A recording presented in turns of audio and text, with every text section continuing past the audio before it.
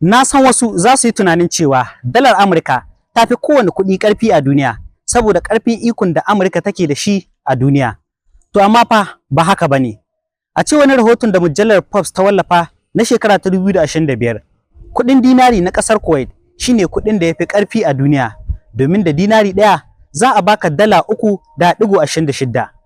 Na biyun shine dinarin ƙasar Bahrain, wanda canjin duk ɗaya yake kan dalar Amurka 2.65. Sai na ukunsu shine riyal na ƙasar Oman, wanda duk ɗaya yake daidai da dalar Amurka 2.60.